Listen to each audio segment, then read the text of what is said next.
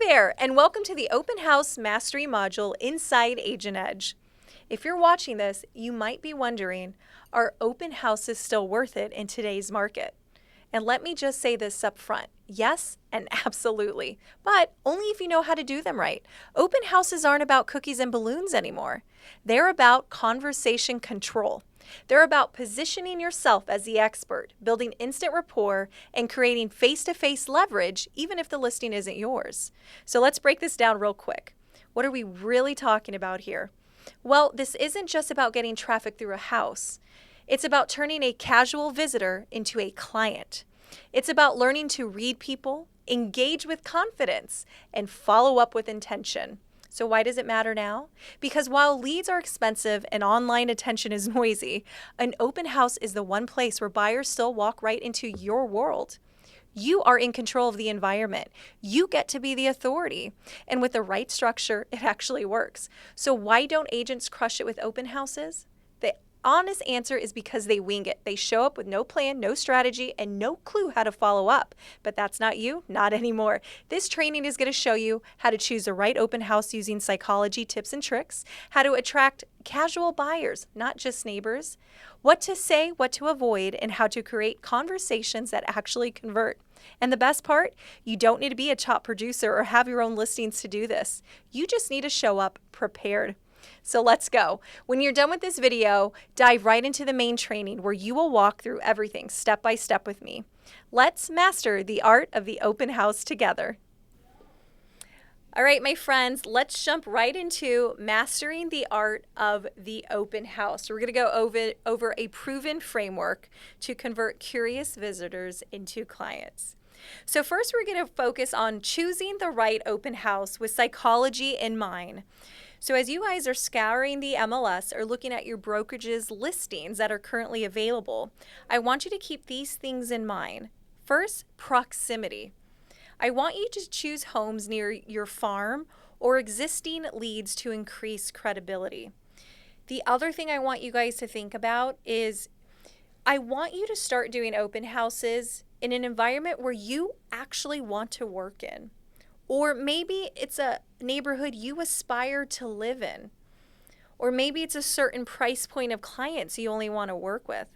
So if you are currently only working with people whose budget is $300,000 and $400,000, but your goal is to work with 1 million plus buyers, I want you to only be doing open houses where the budgets are 1 million plus. Days on market. Now the ideal range is anywhere from 7 to 21 days on the market. And the reason behind this is because it's not too new and it's not too old.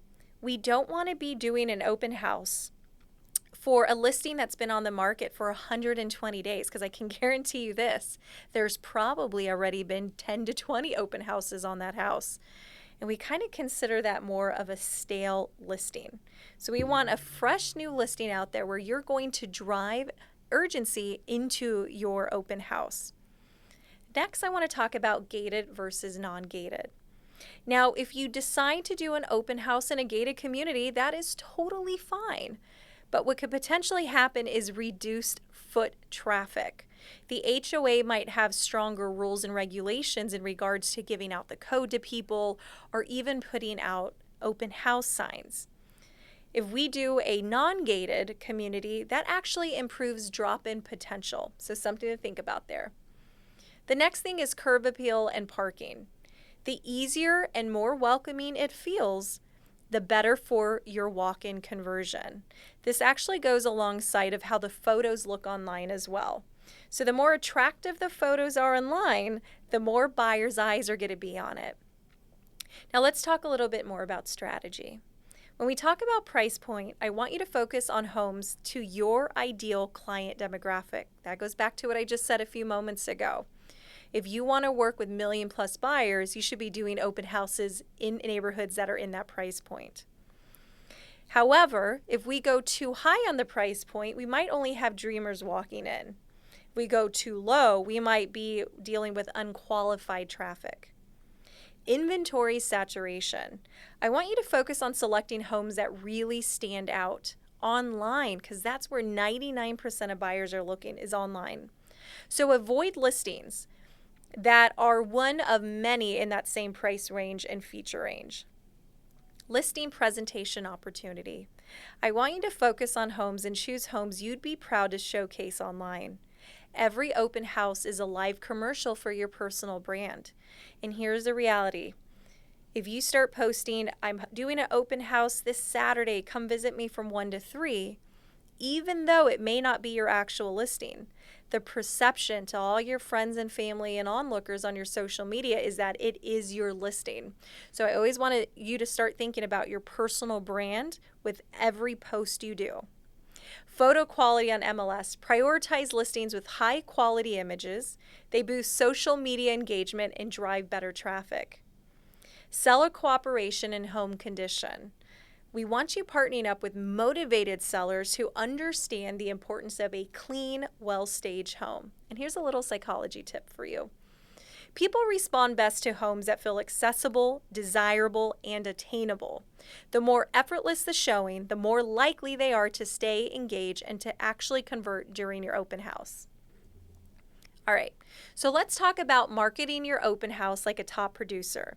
So these steps come after you find the perfect open house for you for that week. This is the bare minimum, my friends, but I need you to door knock the 20 homes nearby this open house. And an easy way to do this is to do the 10 homes across the street, 5 to the left of the open house home, and 5 to the right. Bring flyers or treats with a warm invite. And what you can do additionally is tell these neighbors that you are exclusively inviting them for a neighbors only viewing from 1 to 2 that day. Let's assume your open house is scheduled 1 to 4. You're going to invite them from 1 to 2.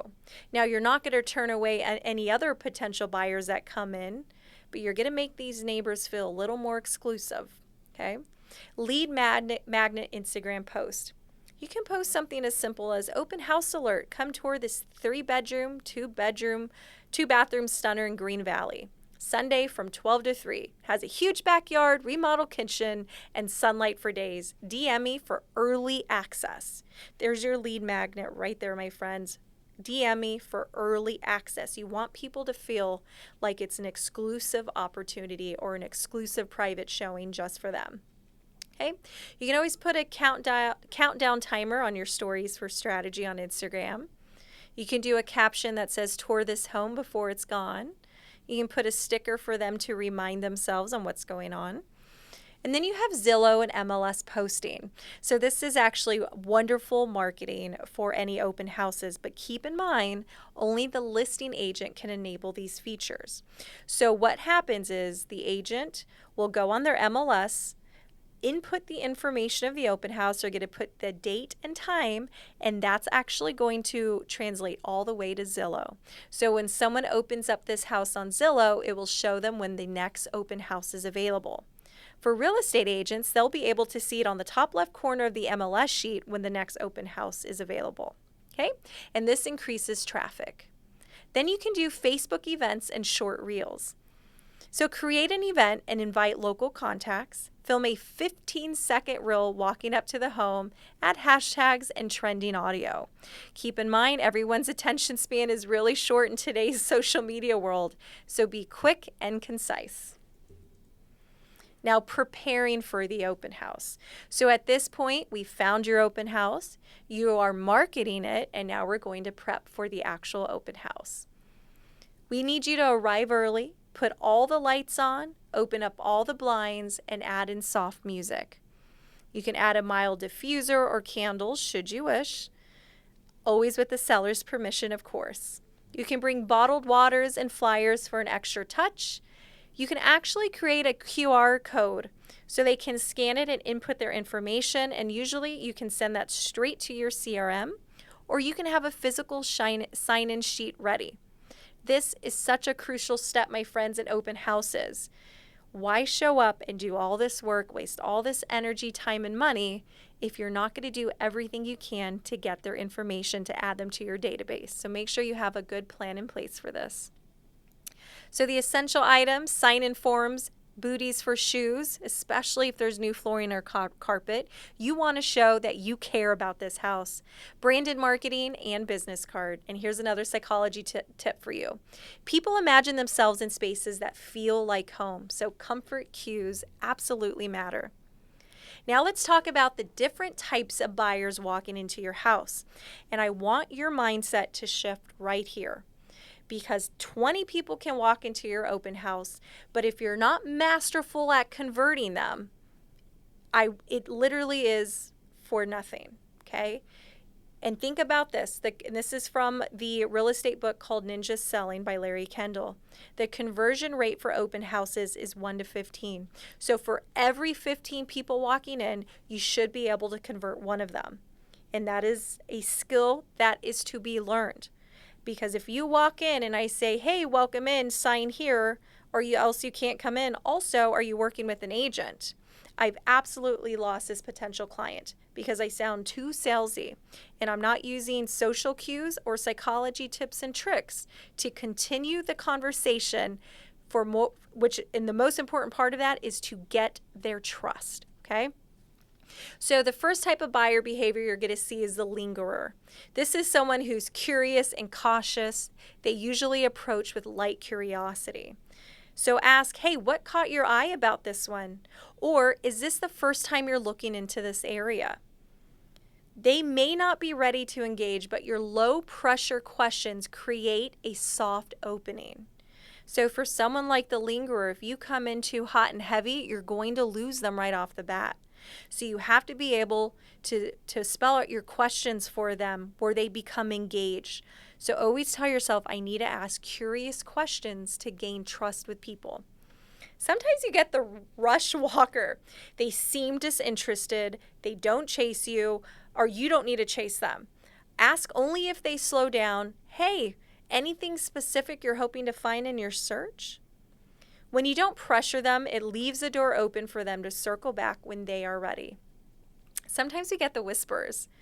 They're likely serious, so you need to initiate casual value questions. Ask things like, hey, are you comparing this to something else you've already seen? Or what's your top priority in your next home? People like this like vetting the property, so asking value-based questions helps them envision possibilities. Sometimes we get the tag along. So this is a family friend of the serious buyer. So it is our job to build rapport with them as well. So ask things like, what do you think they're going to love most about this one? Again, my job is to curate trust with everyone that walks into my open house in hopes to convert that 1 out of 15. So here's another tip for you guys. People hide their interest when they're trying not to seem too eager. Calm confidence creates safety. The more observed and understood they feel, the more likely they are to trust you as their guide. Okay, here are 3 phases of a powerful conversation. First is the warm-up. Hey, welcome in. Take your time looking around and let me know if you have any questions. Next is the discovery. Ask things like, what are you seeing out there in this price point? Are you just looking today or are you on a mission? And then insert your value. Would it help if I sent you a list of similar homes? You can also say things like, would it be ridiculous if I followed up with you after this and spent 5 minutes showing you other homes that are very similar to this price point? You want to build a relationship. Don't interrogate them. Again, most people, my friends, don't like to feel like you're a salesperson. Sign in strategies that actually work. So here's a perfect script for you guys. Hi, welcome in. I'm Valerie with the Leslie Realty Group. Would you mind signing in for the seller? It will only take a second.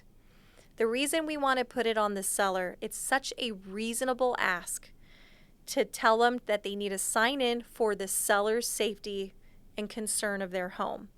You have to remember this is a seller's home. It's not anyone else's. I always use the analogy when I go to the doctor's office and they ask for my ID, I don't get disgruntled or upset.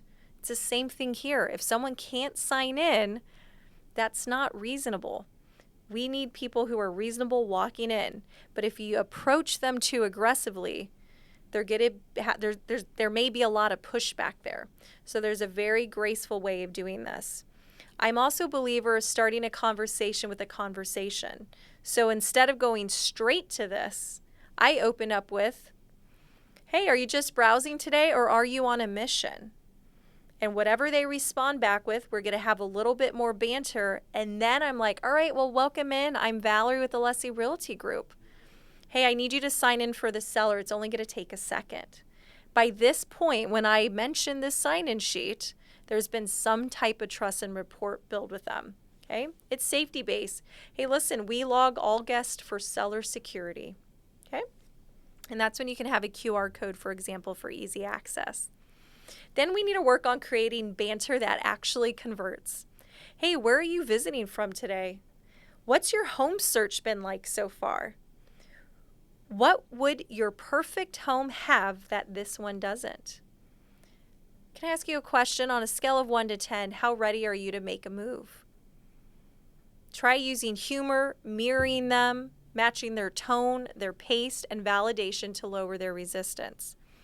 And as you guys learn more and more about real estate and how to be true, masterful salespeople, the main skill you're going to hear me talk about over and over is asking the right, curious questions.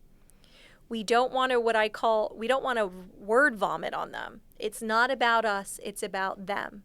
And a true salesperson is so skillful on using discovery push questions to get to their actual motivation. How to convert without sounding like a salesperson. Here's some more tips and tricks for you guys. Don't say, are you working with another realtor? Are you working with another agent? Instead, say, is anyone sending you homes or are you searching on your own for now? Now, the psychology behind that is when people feel like they have autonomy, they end up trusting you more. So if you take away anything from today, please let it be this. Is anyone sending you homes or are you searching on your own for now?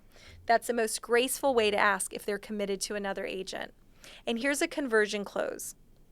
Here's a perfect exit line. Before they leave, say, hey, listen, I'd love to send you other options that fit this vibe. What's the best way to send it over? Now, what I'm doing here is creating space to actually get that conversion. What a lot of agents say here is, hey, can I send you some information? What's your email and phone number? I probably lost them at this point. Instead, what's the best way to send it over? Or if I ask them, would you mind if I called you and emailed you later to send you stuff? I gave them the best way to say yes or, unfortunately, no to me. So every time you're asking these questions, try to phrase it to where a yes and no isn't a possibility. Instead, what's the best way to send it over to you? People don't like disappointing people. So when I use tactics like this, more times than not, I get you know what, you can go ahead and email it to me. All right, great. Hey, Bob, I see on my sign-in sheet your email's bob55@gmail.com. Is that correct? So you can use clipboards or tablets with QR codes for easy sign-in with name, email, price range, and move on their own timeline. Okay, follow up that converts. My friends, none of this is worth anything if you're not intentional and focused on what happens after the follow-up. Don't be the agent that puts all this money, time, and energy into your open houses and miss the most important piece of this puzzle, which is the follow-up. So after the open house, you can tag them in your CRM by just simply putting open houses. You can use Smart List for grouping. The day of, after you meet them, send them a nice gesture text message. Great meeting you today at 123 Main Street. Let me know if you had questions. The next day, send them an email with additional homes that are plus or minus $50,000 of the price range of the house they walked into. Call 48 hours later. Offer to set up a showing of similar homes for them. And at this point, if you don't hear from them, and sometimes it happens, it's part of the business, this is where your CRM becomes your admin and your assistant. Automate them. Set drip campaigns inside your CRM with value adds, market stats, and open house invites. And here's some additional follow-up tips. Include something specific they mentioned at the open house to jog their memory and build trust. Here's an example. Hey, listen, it was so great chatting about your little one starting school again. This neighborhood has top-rated elementary schools. Add a visual call to action reminder beneath your email section. You can include a call to action like this in your email. Reply to this if you like to see any of these homes in person, or, hey, I would love your thoughts. Does anything here stand out for you? Here's some bonus steps for social media connection. Find them on Instagram or Facebook. Follow their account, like, comment on something personal like a wedding dog, travel, etc. The more interaction you have with someone, the more likely it is they're going to reach out to you. And here's another psychology tip. A friendly like on social media deepens trust and familiarity. You stay on top of mind without being too pushy or too salesy. Now, you might come across having to ask other agents at different brokerages permission to do open houses at their listings. So take a screenshot of this because this is the perfect email to send to another agent. I hope you're having a great week. I came across your listing at 123 Main Street and wanted to see if you already had plans for an open house this weekend. If not, I'd love the opportunity to host it for you. I run a strong, high-exposure marketing campaign across Instagram, Facebook, email, and local outreach, including door-knocking nearby homes. My goal is to bring in quality foot traffic and help generate buzz that adds value to both your listing and your seller's goals. If approved, I'll also send you a detailed recap of attendance and buyer feedback that you can share with your client to demonstrate added exposure and interest. So let me know what works best for you. I'm happy to follow your protocols and make this as seamless as possible. So what I'm doing here in this email with these agents is adding value. So much so, I'm willing to send them a detailed recap of attendance and buyer feedback so they can send off to their seller.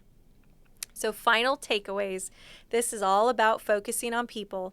Open houses aren't about traffic. They're about talking to people and building relationship skills. You are going to learn how to read, relate, and respond with value. And the winning formula, using marketing psychology, intentional follow-up, and clean conversations to win.